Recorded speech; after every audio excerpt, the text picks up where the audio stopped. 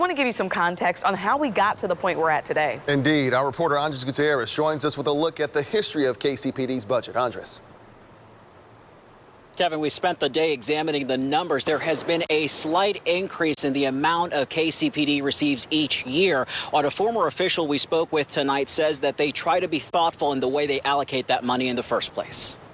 But the board doesn't just say, give us this money and we'll figure out how to spend it later. As former president of the Board of Police Commissioners, Leland Shuren used to vote on how KCPD would spend the money the city gave the department. Every contract comes to the board.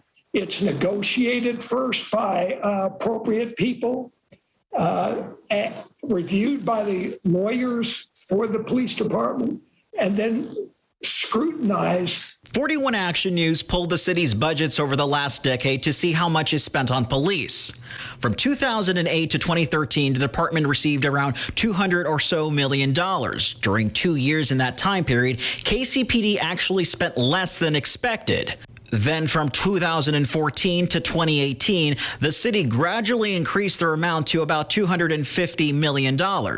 Then the last 3 years hovering around $260 to $270 million. 90-some% of the budget goes to pay the men and women that work for the police department. That is the case, and since about 7 years ago, the department mentions on the budget submitted to the city where the money would go towards and some of the highlights on the money already spent. We do see those numbers when they come through. I remember my first term, money was not spent the way we wanted it to be spent by a prior administration, and we certainly had very severe issues about it, but we did know about it, and we do have that kind of ability to get that kind of information now if we wish. We realize we are spending hard-earned tax dollars, and we've always wanted to do it right.